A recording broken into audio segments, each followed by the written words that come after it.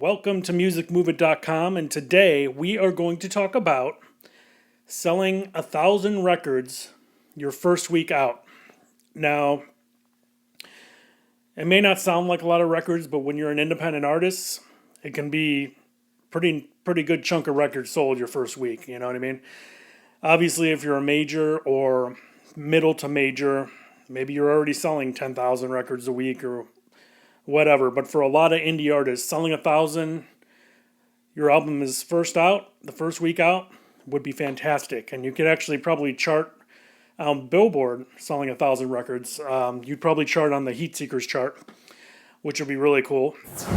So, how would you do this? Well, it takes a lot of preparation beforehand. So, obviously, one thing you need to do is set up a pre-order that is before your release date, and you could set that up through your distributor. So basically, that means that weeks before the actual release date, fans can go to any retail outlet, as far as like digitally, like iTunes, Amazon, and all that good stuff, and they can buy your album ahead of time. And then when the release date hits, it's they get an email and they can download the album that day. So it's pretty cool. It's a good way to hype up the album before the release date to get people to start buying. Now, you want to start promoting this album months ahead. I mean, release the first single a few months ahead. Now you want to start touring to promote the single that you released, and you can also promote the album. So it's a great way to get people hyped about everything. At your show, you can say the release date. You can pass out business cards with the release date of the album and where they can pre-order it. Make sure you pick a strong single that you release to radio, whether it be college radio, internet radio, or even regular terrestrial radio if you're big enough to get on there. And then start promoting the hell out of it. At your shows, make sure you do that song. You could give away the single at the shows. Postcards, business cards, pass them out where they can pre-order. Now, another thing you want to do at shows, months in advance, is start collecting email addresses. Believe it or not, email marketing is still a strong way to market your product, which is your album. So if people are interested in your music, have a table that's either selling goods or giving away stuff at your show, and have a little sign-up sheet, like where they can put your email address here for updates. And you'd be surprised, a lot of fans will put their email address down. If you collect tons of email addresses, you could send them email updates on where to pre-order the album and where to buy it. So that make sure you get email addresses. That's huge. Obviously, on your own website, hype it up for months beforehand. Social media is a huge, huge thing, obviously. Twitter and Facebook and Facebook are the main ones to me. I mean, there's other ones, obviously, like Instagram and all that, but that's just pictures. I mean, it's cool to have those, but the main ones to focus on are Twitter and Facebook. And promote the hell out of the album months before. But you must get these pre-orders in, okay? And you got to build your fans up. So it's all about preparation beforehand, for real.